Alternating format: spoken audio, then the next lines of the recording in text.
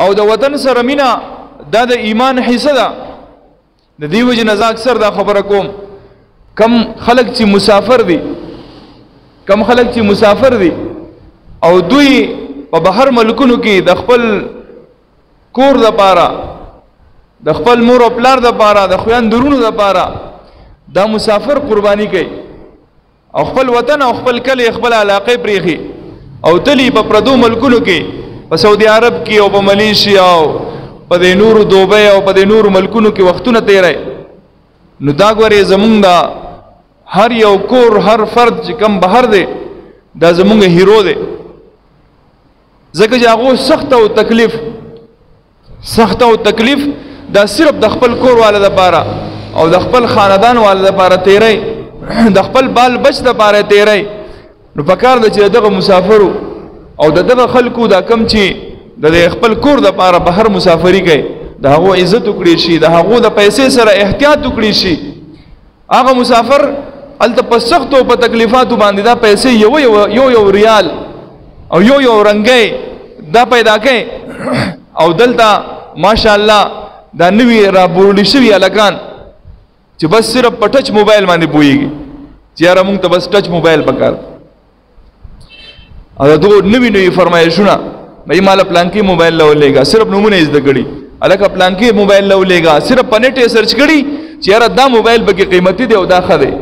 جو هغه غریب ټلیفونو کې کوړتا د دې لپاره ټلیفونو کې چې یاره زه د کور حال احوال واخلم او مسافر یړې نه رم په سفر کې اسیم د سړی یړې نه رم جو هغه د دې لپاره ټلیفونو کې چې یاره زه کور ته ټلیفونو کما د ضرور سره می خبرې وکما د تر سره می خبرې وکما د تر د زوی سره می خبرې وکما د خځې سره می خبرې وکما د مور او پلار سره خبرې وکما. هغه په دې ته ټلیفون کړي اج ټلیفونو کې چې دې زګینه وته فرمایش شي یاره مال وسره پلان کې موبایل لولې یو دا غریب باندې لګمړاوي شي چې خدای پاک ما خو دا ټلیفون د دې لپاره کړو چې زه د خلکو د حال احوال ته پوښتنه کوم او د هغه طرف ماته دا پیغام ملاويږي چې یاره موبایل وسره راوړل، یاره مال به وسره غړې راوړل، یاره مال به وسره لیپټاپ راوړل. جو هغه وایو کنه زه خودل ترغله دې لپاره ومه چې ستاسو د پردا شي زونه درلو. نو مثلا هغه هغه ځګنه یو څه راوهم لګو نو بیا په داسې طریقه باندې استعمالول چې رقم اس کم هغه باغ خپل را لګلو باندې بس تومانه نشي. او زما خو په خپل باندې د مسافرو ته درخواست دی چې به چرته ضرور وای خور ته وای یا چې کم دی رشتہ دار ته وای چې مال موبایل لولېګا. ځوانه یو کس ته پوښتنه وایره یو کس را ته ویلی چې مال موبایل لولېګا، نو دا موبایل ولولېګم کنه نو ما کسته چاله چې لګي خپکیږي بدرنه وی لازمي خبر ده چې خپکیږي برانه. نو مې بیا ورلا ټچ والا موبایل ملېګا، دا کیمرې والا موبایل ولا ملېګا. نو ماته دا دی راته ولې وې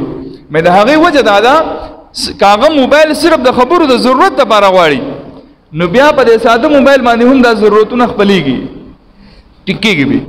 ضرورت په حل کېږي، ټلیفون به کېږي، خبرې به کېږي، میسج به کېږي. خو کچري هغه دې لپاره غواړي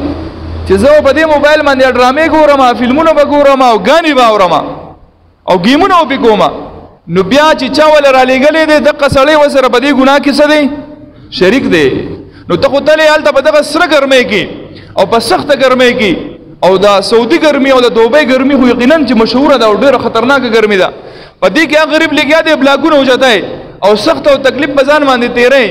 او وای چې خدای پاک د کم زینه به یو ریال دوه بچت کما چې کور ته ولېګم که چرته داسې وشي چې رنګ ځاله چرته دا کمرې کور جوړ کو د هر سړي د قهرماني چې ځاله چې کور جوړ کما ځاله چرته د کلی روزګار نشته پښراته. یو زمونږ د خلکو د فرمایشونو د وجنه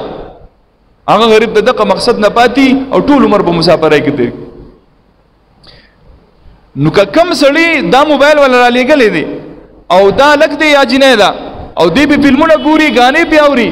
ډرامې به ګوري. نو دغه سعودي والا یا دوبۍ والا ملیشیا والا هر ځای کې دی دا وسره برپور په ګناه کې شریک دی.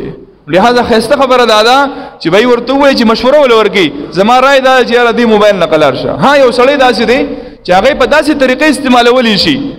چې هغه د علماء بیان نوري، هغه به د دین کار کوي، د سکول کار به کوي، یا چې کوم دی د یونیورسيټي کار به کوي، یا داسې دی سنجیده سړی دی. نو که هغه سره بیا کیمرې والا موبایل نو خیر دی. خو که دغه نه نو کم از کم دا ظلم دی، زیاتې دی. نو دغه مسافر ته زموږ درخواست دی چې وای داسې فضول خواهشات د خلکو نه پوره کوي د دې په وجه باندې چې یو سړی به ما ته یاره بیا وایي چې مړه دا بلا په سعودي کې دی او مال یې سره ونه لېږل شل ویرې دي ووایي دې خبرې خو موږ تباه کړو که نه چې خلک به څه وایي چې دی په سعودي کې دی او په دوبۍ کې دی مال موبایل نه رالیږي نو ته د موبایل په استعمال پوهېږې نه ځکه تعالی هغه نه رالیږي نو زما ورته درخواست دی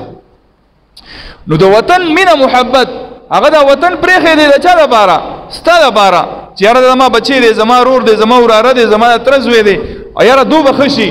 د دو به زندګي ښه شي د ښځې او د بچو مې زندګي ښه شي نو هغه ترې دی یقینا دا زمونږ هیرو دی ګورې ها زمونږ چې کوم دی ډېر زیات قابل قدر شخصیت دی دا د هغه قدر وکړو عزت یې وکړو احترام یې وکړو هغه ته داسې خبرې نه کوو نن سبا خو سوشل میډیا دور دی اکثر بچي چې کوم دی هغه په بهر ملکي او دلته چې کوم دی د هغه په کور کې څوک وفات شي هغه غریب را رسېدی نه شي کور والی نه خبرئ دلته په فیسبوک باندې به اشتهار ورشي چې بایي پلانکې وفات شوی دی پلانکې وفات شوي ده نو هغه د هغه مور ده یا چې کوم دی بل رشته ده ورسره خورې ده نو هغه مسافر غریب هلته بیا زړه خوري او جاړي او غم چې کله په شریکه کې خلک ډېري کور خلک موجود او غمي نو هغه حل کوي اساني خو چې کله سړی یوازې نو دا مسافر څه کوي تاسو لیدلي که مسافر د دو اختر هم عجیبه غونده کي بس دغه دیوالونو د ګوري دو اختري او چې غم پې راشي هم چې ځان له یوازې جاړي نو چا ته ووایي چې ما سره وجاړئ نو دې وجې نه د دغه خلکو عزت پکار دی احترام پکار دی د دو د پیسې د دو د هر څیز قدر او احترام پکار دی